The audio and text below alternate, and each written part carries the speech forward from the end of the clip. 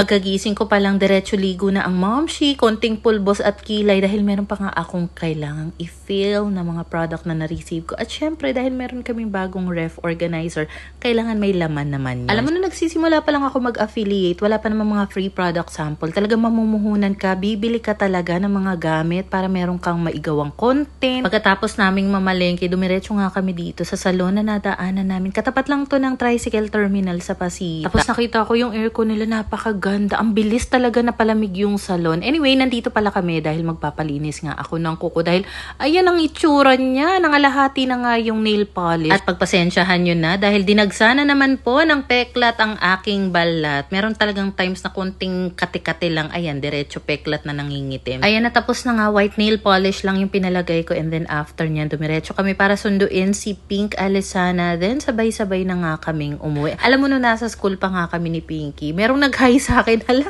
viewer pala natin siya. So, ayun, hello po kung nanonood kayo. So, eto na nga. Meron kaming bagong ref organizer dito. 2 piraso na nga ito. Meron na kaming ganyan dati. Ang nangyari kasi, nawawala yung malaking pinakalagayan niya. Ang natira na lang sa amin, yung 4 na maliliit na dividers. And meron pala nagtanong sa comment section about dito sa knife na ito kung makapal daw ba. Sakto lang yung kapal niya. And medyo may kabigatan siya. Unlike yung iba na sobrang nipis. In fairness, natuwa si Pingoy dito kasi talagang matalas siya. Ito nga yung kagandahan na may ganitong klaseng organizer sa ref dahil talagang naka-portion na nga yan. Kahit na i-freezer mo yan, kung konti lang yung kailangan mong ito, eh hindi ka na mahihirapan. Kanina pala sa Pasita Palengke, nakabili kami ng ganito sa bilihan ng mga processed food. Pasensya na, medyo malabo lang yung camera, so pupunasan ko na muna gamit ang screen, mommy. Pero ito na nga kasi yun. Ang tawag pala dito is parang dila ba yun? Hala, ang sarap pala nito.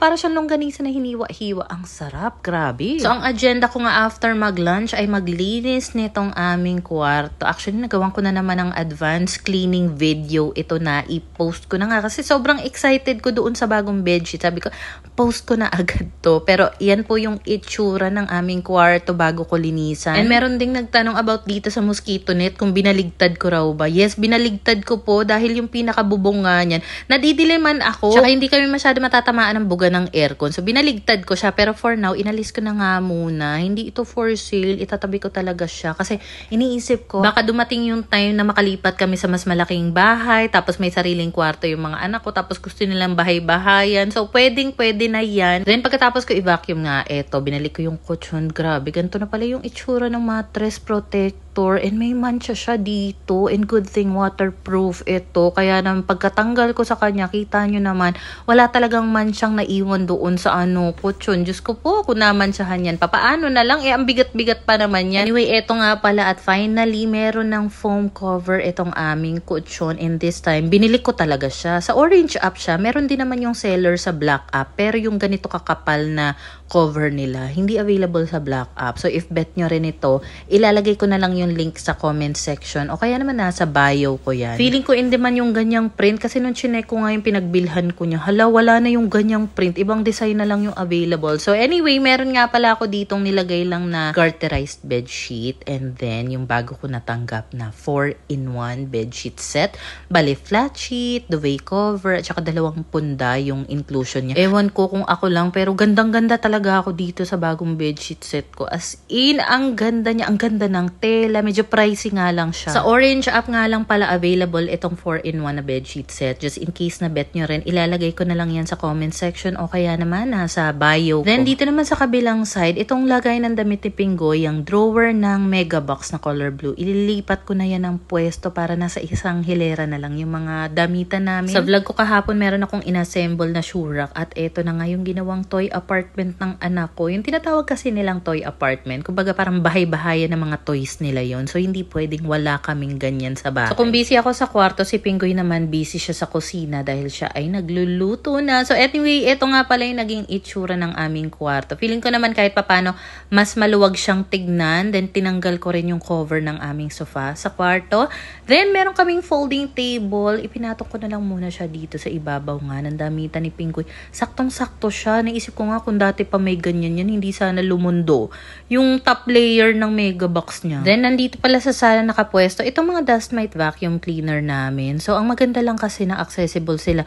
Hindi ka talaga tatamare na gamitin sila, lalo na kapag kailangan. Tulad na lang nito, kapag merong mga crumbs na mga pinagkainang snacks yung mga anak ko dito, madali na lang linisin. Kasi minsan kapag nakatago ng husto, yung mga panlinis natin, parang nakakatamad kunin pa lang. Alam mo yon, unlike kapag andyan lang, readily available, madali na lang kunin, diba? So, eto lang naman, yung mga nakuhang dumi nito, the past few days na ginagamit ko siya. Then, kinabukasan, eto nga pala si Pinggoy, nagsasampay na nga, pero bago niya pa isinampay itong mga puti, talagang binabad niya yan, kinuskus niya isa-isa, gumamit siya ng bleach, kaya talaga yung kamay niya, nananakit daw ang hapde. Paano ayaw magsuot ng gloves? So, habang meron siyang nakasalang, nagawa niya pa nga magluto nitong pansit, tapos ayan, sinerve niya sa akin yan. Grabe talagang lalove ko. Eto nga pala at nag-declutter ako, nag-book na nga pala ako ng Lalamove na car para i-pick up itong mga to. Ang laman nitong purple na bag ay puro mga laruan ng mga anak ko. Talagang I'm so sorry mga anak kasi ito yung laging nakakalat-kalat lang kung saan-saan. Nag-iwan lang ako ng kakaunting toys nila, pati mga stuffed toys.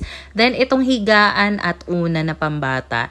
Pinost ko talaga yan for sale. Walang bumili. So sabi ko ay ganun ba, bibigay ko na lang ito para sa anak nung pamangkin ko kasi for sure mapapakinabangan nila yan. Sa kabuyaw lang naman ito ipapadala, but since medyo marami nga, iniisip ko kung motor yung ibubuk ko, baka mahirapan naman yung motorcycle rider. Kaya car na lang yung binook ko. Sa isip-isip ko, hala, hindi ko na nga naibenta to, magagastusan pa ako 350 pang Lalamove, pero hayaan mo na. And parang ngayon lang ako nakapag-book ng Lalamove na sasakyan talaga. So, akala ko talaga sa loob ng car to ilalagay. Tapos tsaka ko lang na-realize, ay oo nga, meron palang mga ganitong parang compartment ba yung tawag dyan sa likod ng sasakyan. So, ayan at napagkasya naman lahat ng mga gamit dyan. So, andeng, it's all yours. Ikaw na bahala kung may gusto kang itapon sa mga yan. After nga ma-pick up, naglinis ako ng very, very light dito. Nag-reorganize ako ng kaso, eto namang phone ko, grabe yung storage, laging na-full, kaya hindi ko namamalayan minsan yung mga pinaggagawa ko, ay hindi ko pala na-i-film. Sa mga susunod na araw ko na lang, i-unbox yung malalaking product na na-receive ko. Anyway, nilipat ko lang pala ng pwesto yung maleta, pinatong ko na lang sila sa cabinet. Ito rin pala yung kagandahan ng desk fan from Orashare, kasi nga lalo na kapag mainit yung kinakain ng mga anak ko, meron sila magagamit na electric fan, tas may pailaw pa to. Pwede talaga namin magamit to, sakali man na mag-brown out, pero wag naman sana. So, ayun lang muna for today.